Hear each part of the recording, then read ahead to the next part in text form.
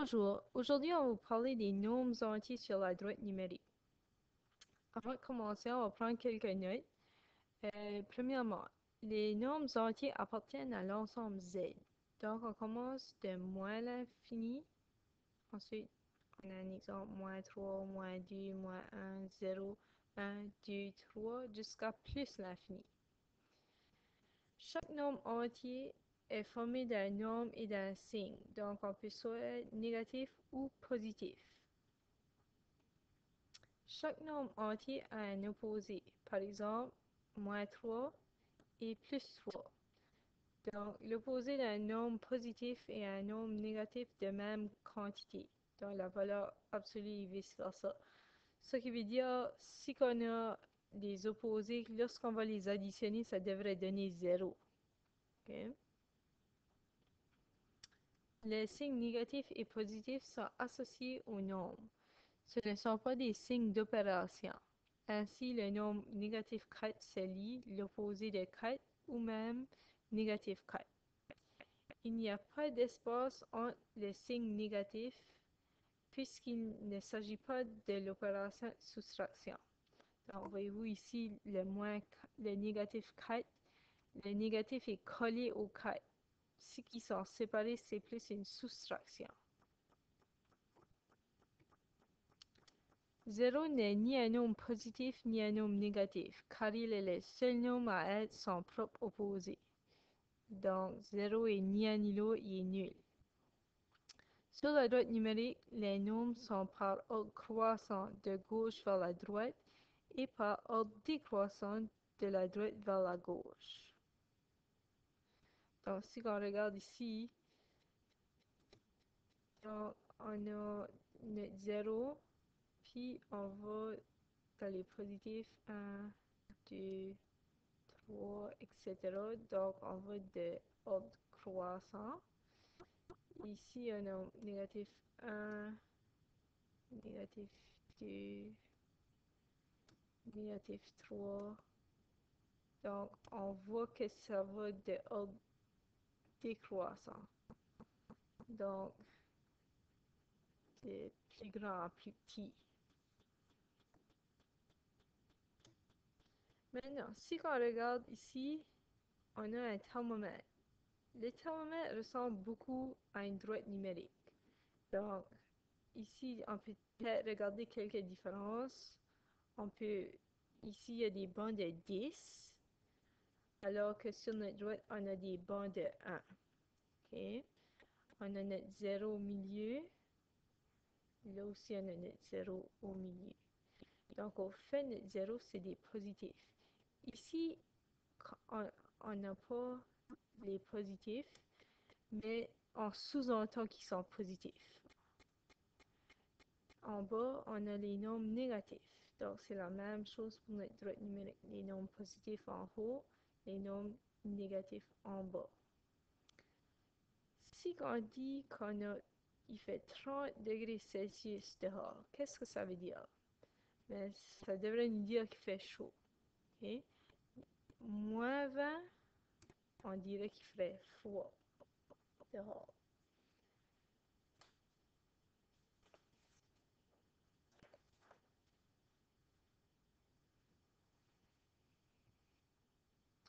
Maintenant, ici, on a un petit tableau qui nous démontre les différentes sortes de nombres. On a les nombres naturels. Ça dit des nombres obtenus en additionnant autant de 1 que l'on veut. Par exemple, 0, 1, 2, 3, 4. C'est les nombres qu'on utilise plus pour compter des choses. Okay? Ici, les nombres entiers, ça comprend les nombres naturels, okay? Parce qu'on a 0, 1, 2, 3, etc. Mais ça compte aussi les nombres négatifs. Okay? Puis là, si on parle de nombres rationnels, ça comprend les nombres naturels, les nombres entiers, mais on ajoute des quotients. Des quotients, par ça, on veut dire des fractions comme 1/2. On parle de décimaux comme 0,6. Et on peut parler de pourcentage aussi, 30%. Okay? Mais ça, on va le voir plus tard. Tout de suite, on va juste se concentrer sur des nombres entiers.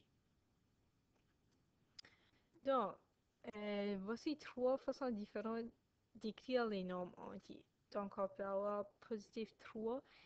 On peut mettre un petit plus comme un exposant, ou qu'on peut l'écrire en gros. On peut le mettre en parenthèse, ou qu'on peut juste le laisser 3.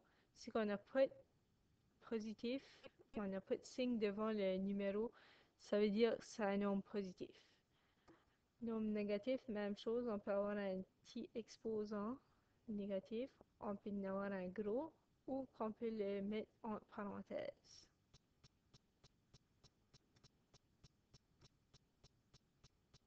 Okay.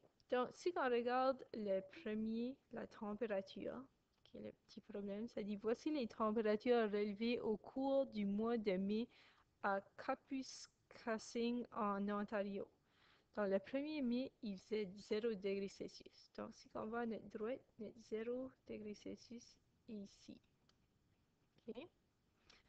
Donc, là, on dit le 2 mai, il faisait 3 degrés Celsius au-dessus de 0. Donc, 3 au-dessus. Donc, ici serait 1, 2 et 3. Donc, mon 3 est ici. Donc, de là à là, de 0 à mon 3, il y a 3 unités. Si on fait la même chose, le 3 mai, il faisait 6 au-dessus de 0. Au-dessus de 0, ça serait par ici. Donc là, on a négatif 1, négatif 2, 3, 4, 5 et 6. Donc, négatif 6 est ici. Donc, de là à là, nous avons 6 positions. OK? Lorsqu'on fera des additions ou les soustractions, ça pourrait nous aider sur la droite. OK?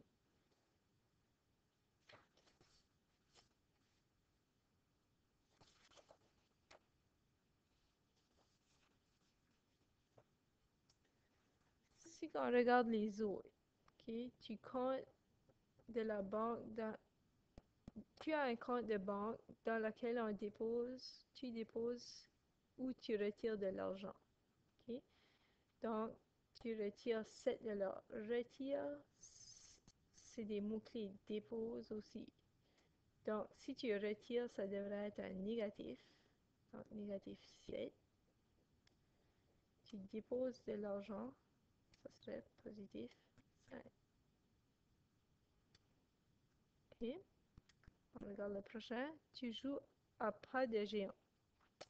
Tu es à la ligne de départ, tu avances de 4 pas. Donc, avance ici, ce serait un autre mot-clé. Donc, on avance de 4 pas, plus 4. Donc, tu es à la ligne de départ, tu recules de 4 pas. Donc, si tu recules de 4 pas, c'est négatif 4. Et le dernier, tu joues à un jeu de vidéo, tu gagnes 10 points. Donc, gagne 10 points au cours de la première manche. Si tu gagnes, c'est positif 10. Tu perds 10 points au cours de la deuxième manche. Donc, si tu perds, c'est négatif 10. Donc, il faut faire attention aux mots-clés ici. OK? Même chose au-dessus de 0 et au-dessous de 0. Au-dessus, c'est plus 3. Au-dessous, ça serait négatif 6. OK? Donc maintenant, vous pouvez faire les prochaines fiches. Lorsque vous allez terminer, vous pourrez faire la correction. Donc, bon devoir.